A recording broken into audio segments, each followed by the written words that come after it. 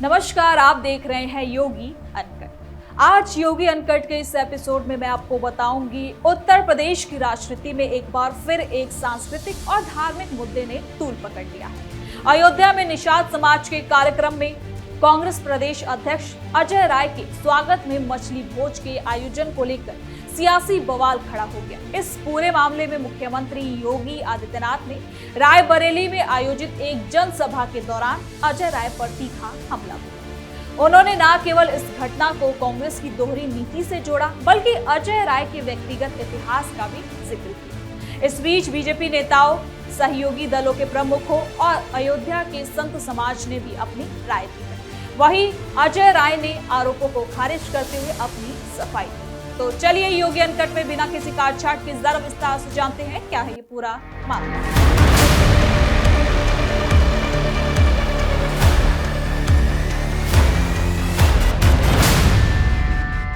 इस पूरे मामले की शुरुआत रविवार को अयोध्या के तारून इलाके में हुई, जहां निषाद समाज की ओर से कांग्रेस प्रदेश अध्यक्ष अजय राय के स्वागत में एक कार्यक्रम आयोजित किया गया। इस कार्यक्रम में लोगों को आकर्षित करने के लिए मछली और भात का भोज रखा गया। सूत्रों के मुताबिक इस मौके पर लगभग 10 क्विंटल मछली पकाई गई थी। इससे पहले अजय राय हनुमानगढ़ी मंदिर में दर्शन पूजन के लिए भी गए थे। सावन के पवित्र महीने में और एकादशी जैसी तिथि के आसपास इस तरह के आयोजन ने अयोध्या में चर्चा का मुद्दा बना दिया। दरअसल सोमवार को मुख्यमंत्री योगी आदित्यनाथ रायबरेली पहुंचे। वहां उन्होंने राणा बेनी सिंह माधव की जयंती के मौके पर 50 करोड़ रुपए की लागत से तैयार सभागार का उद्घाटन किया और इसी कार्यक्रम के दौरान उन्होंने अजय राय के अयोध्या दौरे का जिक्र करते हुए कहा कि कांग्रेस के प्रदेश अध्यक्ष का व्यवहार सबने देखा। वो हनुमानगढ़ी में पूजा अर्चना करते हैं, लेकिन बाहर निकलकर मछली की दावत उड़ाते हैं। मुख्यमंत्री ने साफ रूप से कहा कि अगर मछली ही खानी थी तो अयोध्या के बाहर कहीं जाकर खा लेते। अयोध्या जैसी पवित्र नगरी में इस तरह का आचरण उचित नहीं। योगी आदित्यनाथ ने आगे कहा कि इन लोगों को देखकर तो गिरगिट भी शर्मा जाए। राणा बेनी माधव भगत सिंह जी की स्मृति में बनी हुई इस स्मारक समिति से जरूर कहूंगा कि फर्स्ट फेज का कार्यक्रम संपन्न हुआ। 21 करोड़ का कुल इसका बजट था, लेकिन इसमें 25 करोड़ रुपए खर्च हुए। अच्छा बन गया है। सेकंड फेज का काम हो रहा है। यहां पे जब मूर्ति लगे, राणा बेनी माधव भगत सिंह जी के साथ बीरा पासी की मूर्ति को भी लगाइए, उनके उन सहयोगियों की मूर्तियों को लगाइए, क्योंकि जब हम एक होकर के इस लड़ाई को आगे बढ़ाएंगे तो देश की स्वाधीनता बनी रहेगी।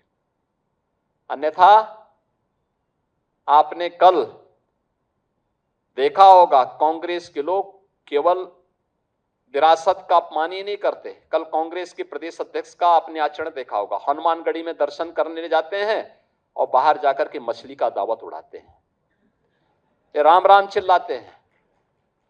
बेशर्मी की भी एक सीमा होती है। किसने कहा था फिर मंदिर जाने के लिए? अरे जो खाना था बाहर खा लेते, अयोध्या के बाहर खा लेते। लेकिन उनके कार्यालय में यह है इनका दोहरा आचरण। गिरगिट भी शर्मा जाता है इन लोगों के सामने। तो वो भी शर्मा जाता होगा कि मनुष्य के रूप में हमारी कौन सी ऐसी प्रजाति हो गई है कि जो वहां मंदिर में राम राम चिल्ला रहे हैं, बजरंगबली के सामने दंडवत होने का ढोंग कर रहे हैं, लेकिन बाहर जाकर के मछली की दावत उड़ा रहे हैं। मछली की दावत उड़ा रहे हैं। इनकी पुराना इतिहास है इस प्रकार का। प्रदेश अध्यक्ष कांग्रेस का, इनके भाई की हत्या की थी एक माफिया ने, और यह व्यक्ति उस माफिया के खिलाफ बयान देने के लिए नहीं गया, बल्कि उसके सामने उसके घुटने टेक करके नतमस्तक हो गया। अपने भाई के हत्यारे को यह व्यक्ति दुर्दांत माफिया के सामने घुटना टेक चुका था। और तो सरकार आई, इस सरकार ने फिर रगड़ करके उसकी भूसी निकाल दी।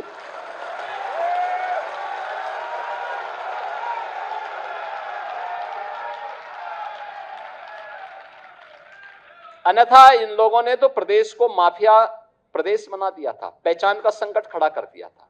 मंदिर के अंदर राम राम का जाप करते हैं और बाहर निकलते ही मछली खाने लगते हैं। उन्होंने इस दोहरे चरित्र को कांग्रेस की पुरानी आदत बताया। मुख्यमंत्री यही नहीं रुके, इसके साथ ही सीएम ने अजय राय के व्यक्तिगत अतीत का भी जिक्र किया। उन्होंने कहा कि जब एक माफिया डॉन ने उनके भाई की हत्या कर दी थी, तब इस व्यक्ति ने अपराधी के खिलाफ गवाही तक नहीं, बल्कि वो उस माफिया के सामने घुटने टेक कर झुका। हालात तब बदले जब सरकार ने दखल दिया और उस माफिया तत्व को कुचल दिया, वरना ये लोग राज्य को माफिया प्रधान इलाका बना देते, जिससे पहचान का संकट पैदा हो जाता।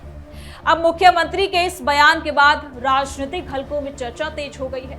इससे पहले उत्तर प्रदेश बीजेपी अध्यक्ष पंकज चौधरी ने भी इस मुद्दे पर कांग्रेस पर निशाना साधा है। उन्होंने सोशल मीडिया पर भोज का वीडियो साझा करते हुए लिखा कि सनातन का अपमान ही अब कांग्रेस की पहचान बन चुका है। पवित्र सावन महीने में प्रभु श्री राम की पावन नगरी अयोध्या कांग्रेस अध्यक्ष के स्वागत समारोह में मछली भोज का आयोजन अत्यंत निंदनीय है।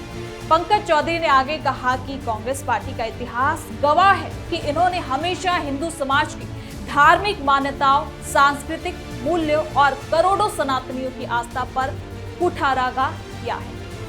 धर्म नगरी की मर्यादा को तार-तार करके कांग्रेस ने ये सिद्ध कर दिया कि उसे ना तो राम नगरी की पवित्रता की परवाह है और ना ही कांवड़ियों और संत समाज की भावनाओं की। उन्होंने मांग की कि कांग्रेस पार्टी को संत समाज और देशवासियों से सार्वजनिक रूप से माफी मांगनी चाहिए। अब इस बीच सपा बसपा सहयोगी दलों के नेताओं ने भी अपनी अपनी राय देनी शुरू कर दी है। पंचायती राज मंत्री और सुहेल देव भारतीय समाज पार्टी के अध्यक्ष ओम प्रकाश राजभर ने कहा कि कांग्रेस को बताना होगा कि मछली प्याज लहसुन के साथ बनी थी या फिर उसके बिना। उन्होंने कहा कि मछली अपने आप में नॉनवेज नहीं है, लेकिन प्याज और लहसुन के साथ पकाने पर इसे नॉनवेज माना जाता है। राजभर ने मत्स्य विकास मंत्री संजय निषाद के बयान का समर्थन करते हुए कहा कि प्याज लहसुन के बिना बनाई गई मछली को वेज माना जा सकता है। अब संजय निषाद ने इस पूरे मामले पर अपनी बात रखते हुए कहा कि निषाद मछली नहीं खाएगा तो क्या खाएगा। उन्होंने कहा कि हम लोगों ने तो मछली का सेवन करके ही मुगलों और अंग्रेजों से संग्राम किया। हम लोग कांग्रेस के नेताओं की तरह नहीं है कि मंदिर में जाकर राम राम करें और बाहर आते ही मछली की दावत उड़ाएं। यही तो कांग्रेस का दोहरा चरित्र है। अयोध्या में हनुमान जी के सामने दंडवत होने का ढोंग करते हैं, लेकिन बाहर जाकर मछली की दावत लेते हैं। निषाद ने भी बिना प्याज लहसुन की मछली को वेज मानने वाली बात का समर्थन किया। अब इसके साथ ही अयोध्या के संत समाज ने भी इस आयोजन पर नाराजगी जता दी। हनुमानगढ़ी के पुजारी संत देवेशाचार्य महाराज ने कहा कि बहुत दुर्भाग्यपूर्ण है कि कांग्रेस के प्रदेश अध्यक्ष भगवान के दर्शन करने के बाद सावन के पवित्र महीने और एकादशी की पवित्र तिथि पर मछली भोज समारोह में पहुंचे। ये बिल्कुल उचित नहीं। संत सीताराम दास ने भी तीखी प्रतिक्रिया दी है। उन्होंने कहा कि कांग्रेस के नेता कभी सनातनी के साथ नहीं हो सकते। ये लोग टोपी पहनते हैं और टोपी पहनने वालों को खुश करने का काम करते हैं। संतों ने इसे सनातन धर्म का अपमान बताया और कड़ी कार्रवाई की मांग की। कांग्रेस प्रदेश अध्यक्ष अजय राय ने इन सभी आरोपों का जवाब देते हुए अब अपनी सफाई भी दी। उन्होंने कहा कि अयोध्या में निषाद समाज का कार्यक्रम था और मछली तो निषाद समाज की परंपरा है। अजय राय ने साफ रूप से कहा कि उन्होंने वहां कोई मछली नहीं खाई है। मछली खाने वाली बात पूरी तरह से झूठ है। उन्होंने मछली खाने के आरोपों को खारिज करते हुए चुनौती दी कि अगर उनकी मछली खाते हुए तस्वीर साबित हो जाए तो वो उत्तर प्रदेश कांग्रेस अध्यक्ष के पद से इस्तीफा दे देंगे। उन्होंने मुख्यमंत्री योगी आदित्यनाथ को भी तस्वीर दिखाने की चुनौती दी और भाजपा पर झूठ बोलने का आरोप लगाया। अब इस पूरे विवाद ने उत्तर प्रदेश की राजनीति में एक नया आयाम जोड़ दिया है।